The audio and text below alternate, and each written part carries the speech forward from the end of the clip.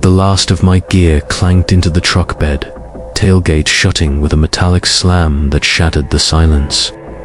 It was early, the kind of early that makes everything feel suspended. No birds, no wind, just the distant thrum of the highway. Like a heartbeat, I'd spent too long in the garage already, pretending to organize, pretending to check my rifle, my pack, the cooler, anything to delay going back into that house. Christine was inside, pretending to sleep in a room full of memories we couldn't survive. Every corner held some version of a future that would never come. It felt like trying to breathe through plastic, so I didn't go back. I turned the key, watching the bedroom windows glow dim with dawn and shadows. I almost went in, almost told her I was sorry, but she wanted something I couldn't give, and I needed something she didn't have either. The mountains rose ahead, pale blue beneath low-hanging clouds. I'd hunted those ridges for years, knew every twist of trail and scratch of claw marks on trees. But this time I drove past them, all the landmarks of a life I'd promised to someone who wasn't here anymore. The turn-offs where I'd taught myself how to shoot, how to track. I passed the cabin we were supposed to stay in, my hands clenched on the wheel.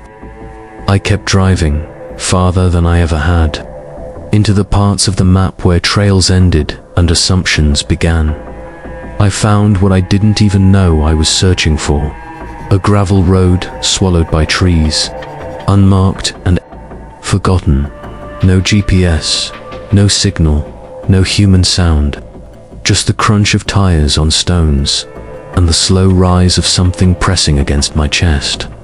A gate, rusted and bent. I parked, shouldered my pack, rifle snug against my back, compass in pocket, enough, food and gear for a few nights. I hiked uphill, letting my boots find the path. At first, it was easy, a logging road gone soft with disuse, but it didn't last. The road crumbled to deer trails, then game trails, then nothing but instinct and trees pressing tighter. I should have turned around. I didn't. Something told me to keep going. Maybe it was anger. Maybe it was grief. Maybe I just didn't want to go back. By midday, the forest had changed. It was older here, thicker, the kind of quiet that makes you feel watched, even if you're alone. No wind, no birds, just the sound of my own breath and the crunch of dead leaves at a small creek. I pulled out the map and realized I had no idea where I was. I'd let instinct drive me instead of direction. The compass pointed north, but it didn't help. The ridges didn't match the lines on the paper. I was lost, and strangely, it felt okay. I found a clearing, flat enough for a tent, a stone ring. From an old fire pit, I set up camp with mechanical precision, tent facing away from the wind, sleeping bag unrolled, gear laid out just right. I built a fire ring, gathered wood, stacked it carefully. There was peace in the order of it. Peace in not having to think too much. Then I pulled out my phone to check the time and saw the date. October 15th. The screen burned like a wound. It was his birthday. He would have been 16. I'd promised we'd go hunting together when he turned 16. A real trip, just us. Teach him the land, pass down the lessons I got from my own father. But we never made it. Leukemia took that from us before he could even fire a shot. The fire sparked to life as the sun fell low. I sat watching flames dance while the shadows crept in. No signal, just memories. And a bottle of the good whiskey I brought for what should have been a celebration. I drank, it burned. Felt right. Christine had begged me to stay, bring flowers, visit the grave, but I couldn't. I couldn't stand there and pretend strength I didn't have. I was angry at everything, at God, at medicine, at myself. The forest was too quiet. No rustling, no birds, just silence thick enough to press in. Then came the sound, low and distant, like wind through a tunnel. But there was no wind. It came again and again, circling, closer each time. My fingers found the rifle. Just precaution. That's what I told myself. But I kept the fire tall, throwing light out in all directions. It didn't help.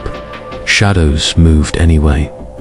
Logs looked like animals, branches like hands. Another sound, a snap, like a footstep on dry wood. Not a random break, but deliberate. A presence. Something big. Hello.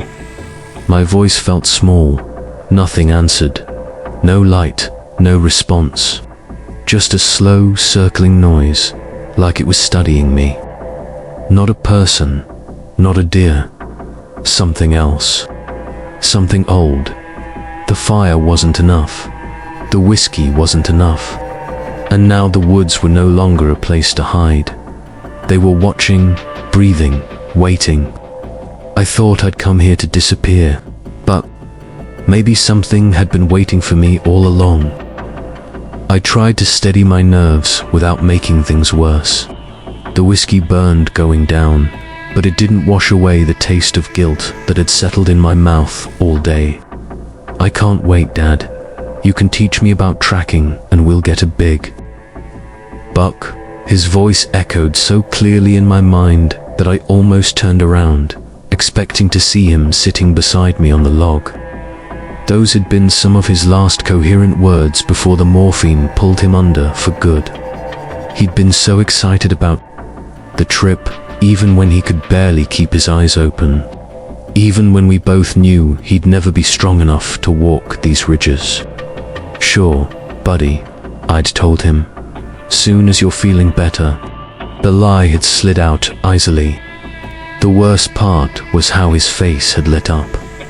How he squeezed my hand with those bird-boned fingers and smiled that crooked grin he got from me. He believed me right up to the end. Trusted me. Another branch snapped, closer this time. I stood too quickly, grabbing the log to steady myself. The fire danced from the motion, shadows leaping like living things. For a second, I saw something large move between the trees. I blinked, and it was gone. Who's there? I called, louder this time. Silence. I added more wood to the fire, building it higher than any hunting manual would recommend. I didn't care about scent control or hiding. I wanted light. I needed it to push back against whatever was out there. The flames climbed toward the low-hanging branches, casting wild patterns against the trees. The truth was sinking in with each passing minute. I hadn't come here to hunt. I came to disappear, to become a warning told around campfires about going into the wilderness alone. Christine would grieve, but she'd move on. She was stronger than me, better at pulling meaning out of empty spaces. But dying wasn't turning out to be as clean or simple as I imagined. There were slower, worse ways to go. Ways that would leave Christine with questions instead of peace. The groaning sound came again, closer this time. It vibrated through the ground under my boots.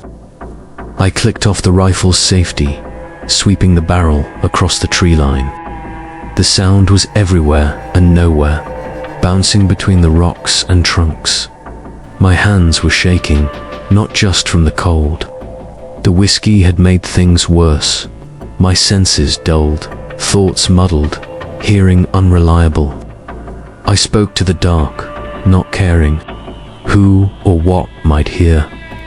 I should have taken you fishing more, should have taught you to tie flies, shown you the good spots before you got sick.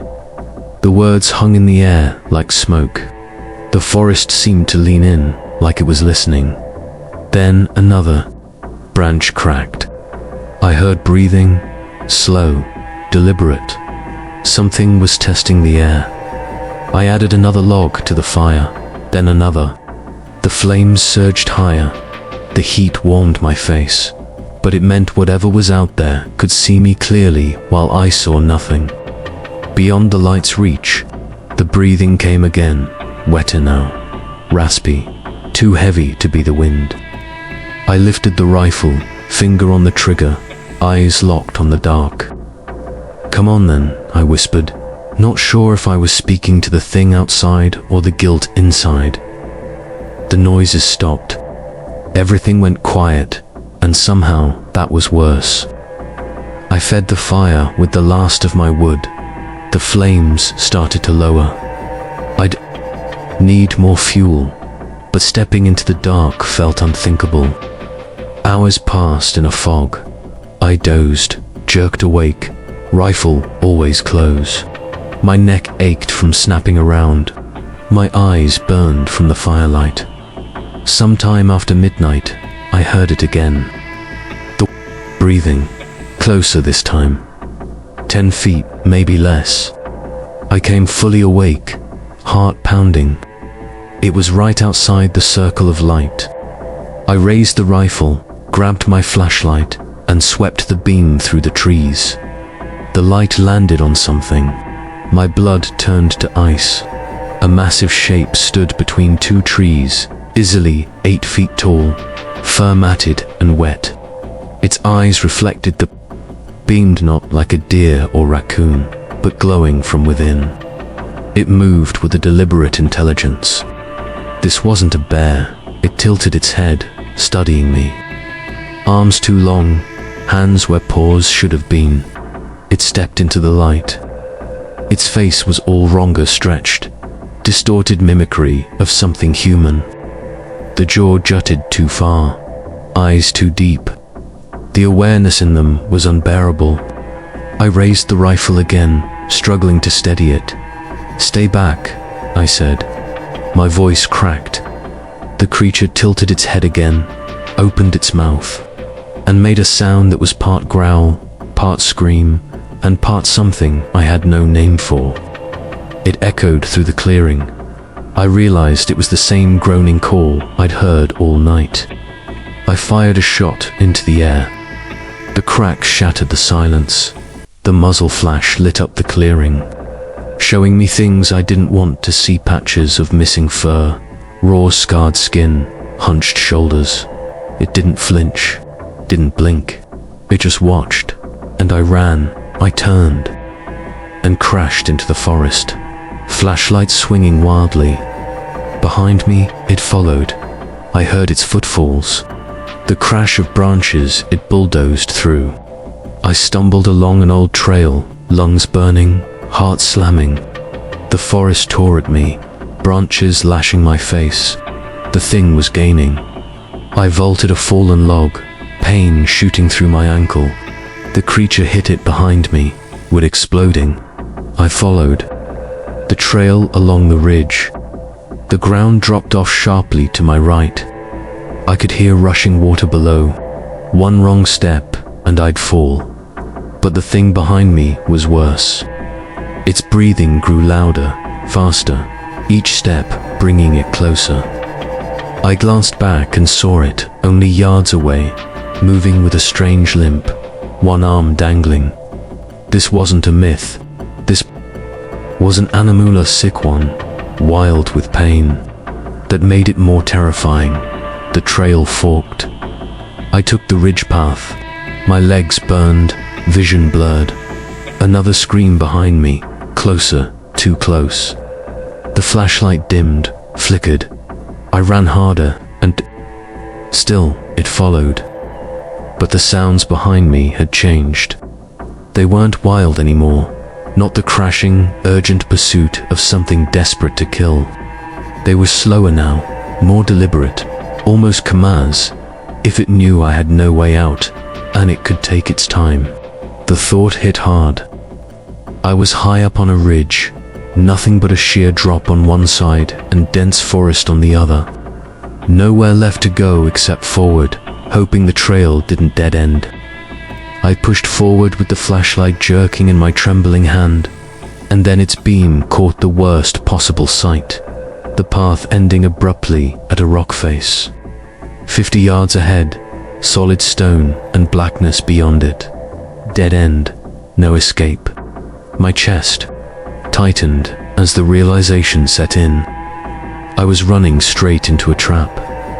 Behind me, it got louder, heavier steps, the wheezing sound of breath. I could hear it closing in. My feet pounded the trail until I broke through the last of the trees, stumbling onto a ledge that jutted out over the forest below. My flashlight's beam swung out into open space, revealing nothing but air and the sound of a river far below, invisible in the dark. Maybe 40 feet down, maybe more. It didn't matter. I turned back just in time to hear branches snapping, and then I saw it for the first time. Not a monster from some nightmare, but a bear, or what had once been a bear. It was massive, yes, but wrong in every way. Patches of fur missing, flesh raw and pink. One of its front legs dangled uselessly.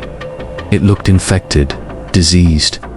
Its breathing came in ragged bursts, and foam covered its mouth. Its eyes were clouded, rabid, like nothing left inside but pain. This bear was dying, and that made it far more dangerous than any healthy predator. It had nothing left to lose. It moaned low, the same sound I'd been hearing echoing through the trees all night. I realized then it hadn't been stalking for food. It had been crying out, maybe calling for help. Something in it was rotting, and it wanted an end. I raised the rifle and tried to steady my aim, but my hands were shaking so badly the barrel wavered in the air. I whispered something to myself, maybe to the bear. My boots scraped the edge of the cliff. A few more steps and I'd be airborne. Still, I tried to line up a shot, but it kept moving, staggering left and right, making it impossible to find a clean angle. Closer now, I could see its wounds, its heaving sides. If it lunged, I'd maybe get one shot. Then I heard the voice. Not in the trees, not in my head. It was right beside me, familiar, warm, real. Jump, Dad. Trust me. I froze. My heart stopped. I knew that voice. Even though I hadn't heard it in 8 months, I knew. I spun around, expecting to see him behind me, but there was only wind, and rock and water below. Still, it had been real. His voice.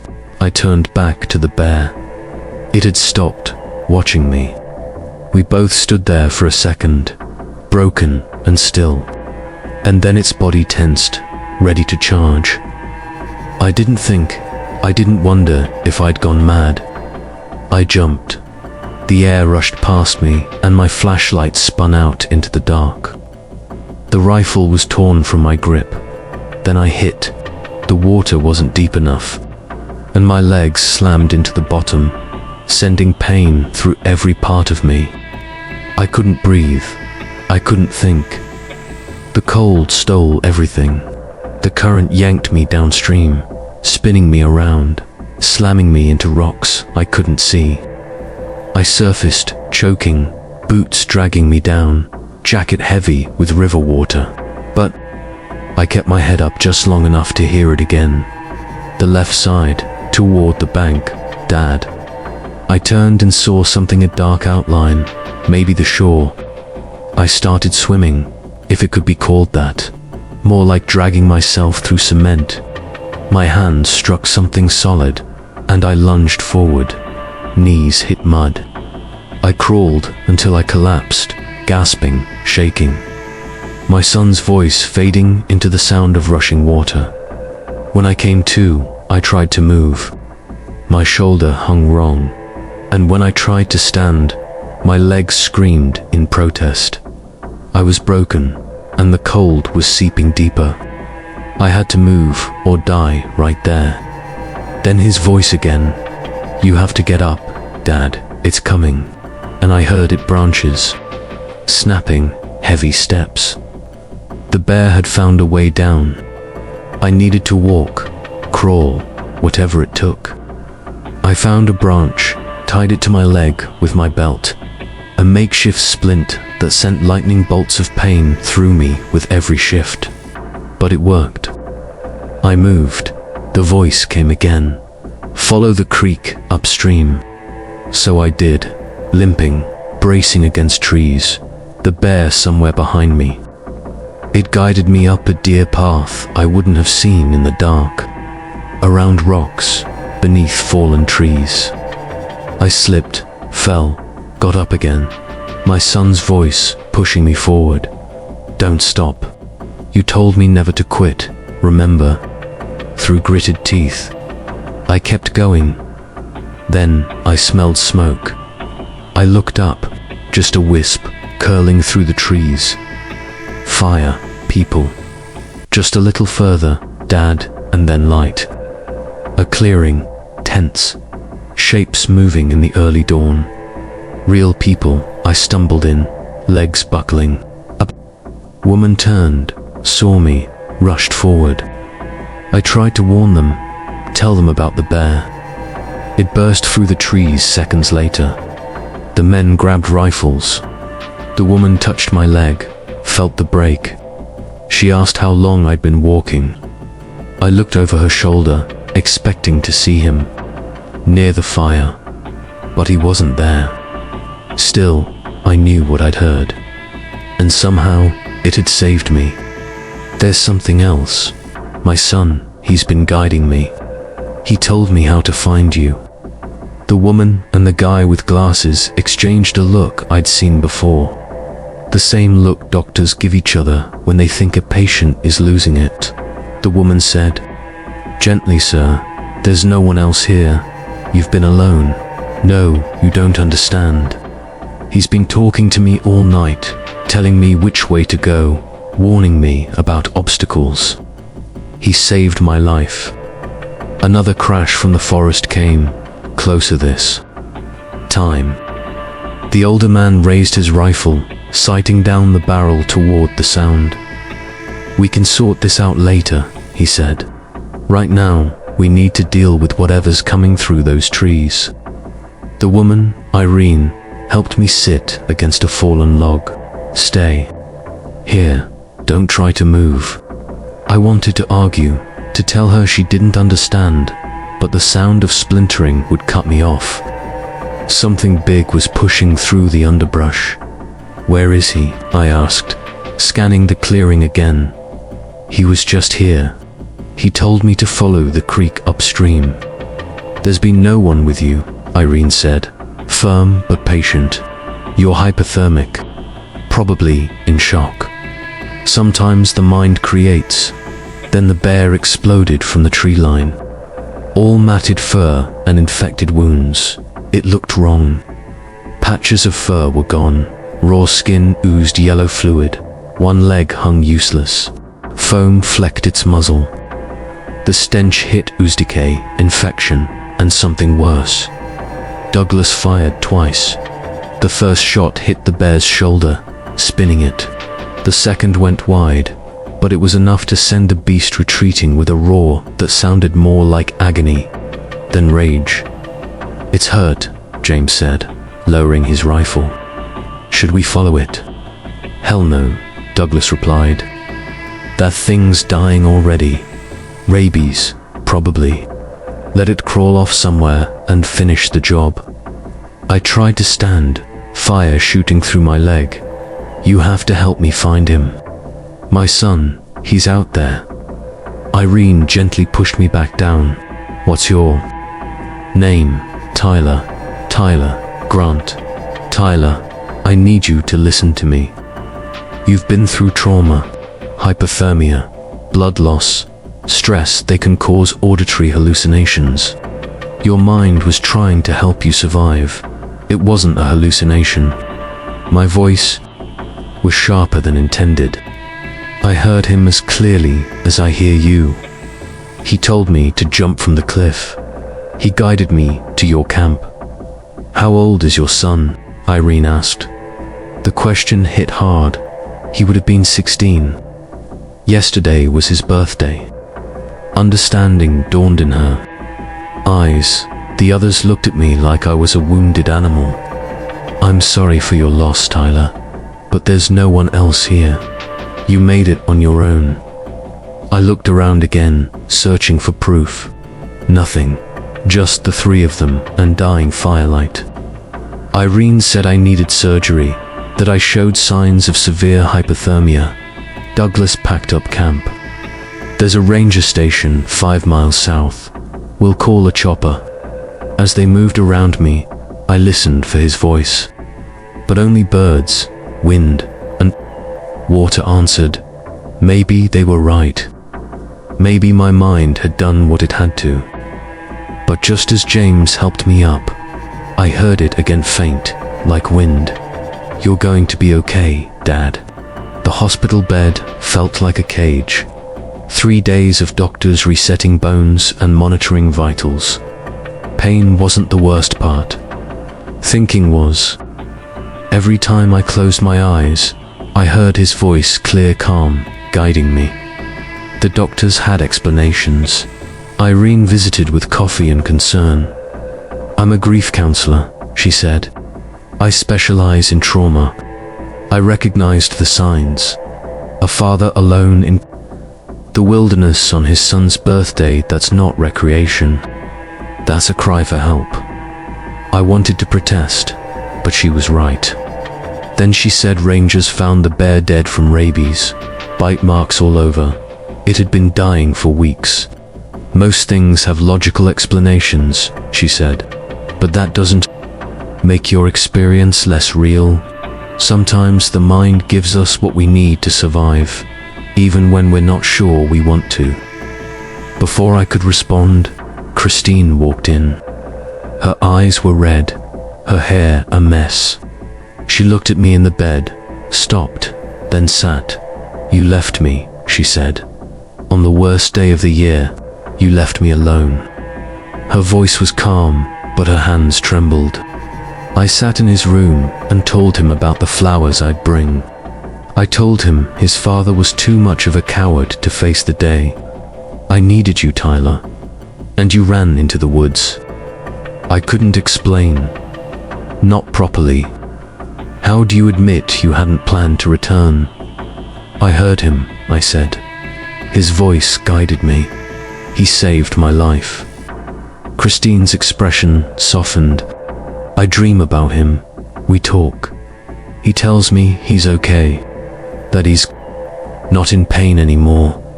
When I wake, I can still hear his voice. We held hands.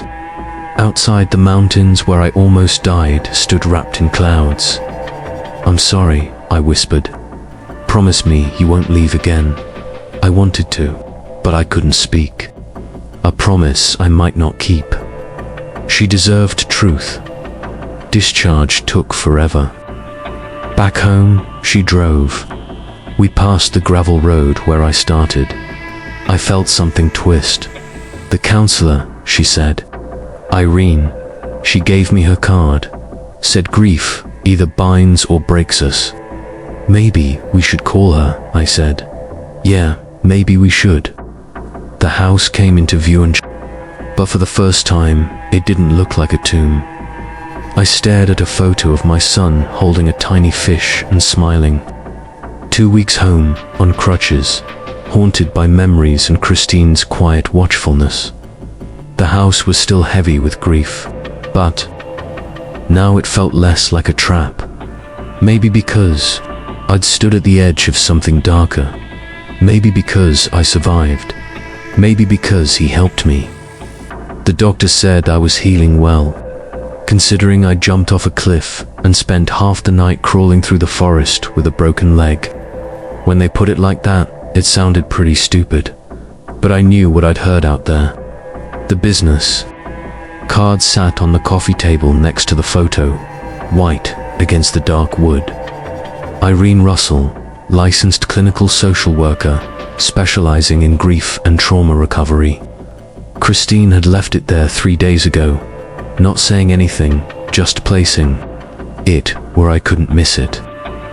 I picked up my phone and dialed before I could change my mind, Dr. Russell's office. "Hi, this is Tyler Grant. I'd like to schedule an appointment." The receptionist was efficient and kind, offering me a slot the following Tuesday. I said yes, and hung up, feeling like I'd just jumped off another cliff. A different kind of falling this time. When Christine got home that evening, I told her about the appointment.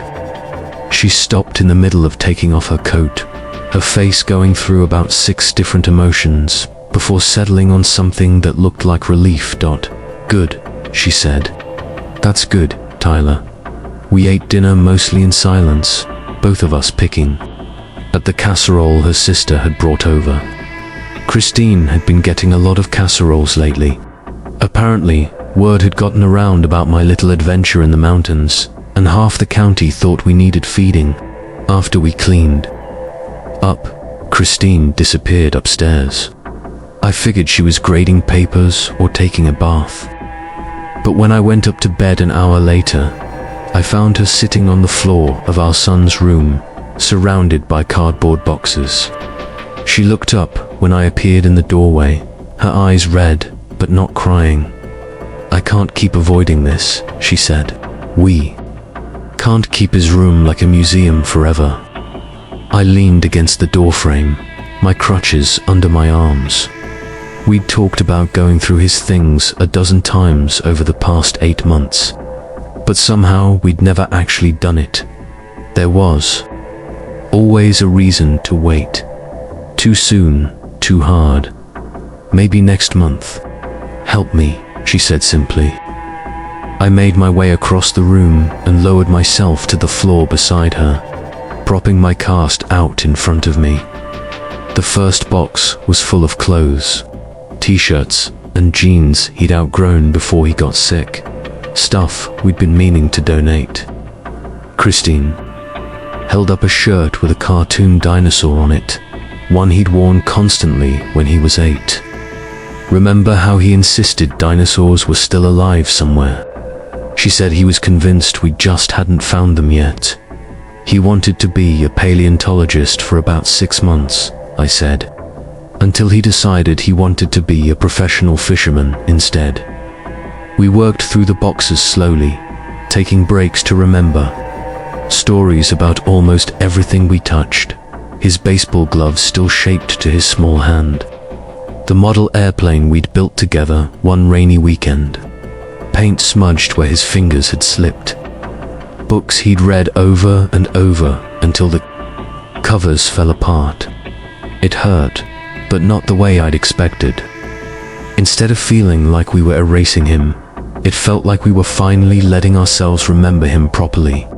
Not the sick kid in the hospital bed, but the boy who'd collected rocks and built forts and asked a million questions about everything. I used to hear him, Christine said suddenly. She was holding a stuffed elephant he'd slept with until he was 10. After he died, I'd wake up thinking I heard him calling for me from his room. I looked at her, surprised. "You never told me that. You were barely holding on as it was." I didn't want to make it worse. She set the elephant aside carefully, but I stopped hearing him after you went into the mountains. Like he was waiting to make sure you were okay before he could rest. Outside, wind moved through the trees, rattling the windows. For just a second, I could have sworn I heard something else in that sound. Not words exactly, but something that felt like approval, like peace. "Maybe he's okay now," I said. "Maybe he knows we're going to be okay too." Christine reached over and took my hand, her fingers warm and steady. "We're going to figure this out, aren't we? How to keep living without him." I squeezed her hand, thinking about Tuesday's appointment, about the long road ahead of us. "Yeah, I think we are." We sat there on the floor of our son's room, surrounded by the pieces of his life. And for the first time in 8 months, it didn't feel like a shrine to everything we'd lost. It felt like a celebration of everything we'd been lucky enough to have, even if it hadn't been nearly long enough. The wind picked up outside, and I listened to it move through the trees like a whispered conversation I couldn't quite make out. But I didn't need to understand the words to know what it meant. He was proud of us, and he was finally at peace.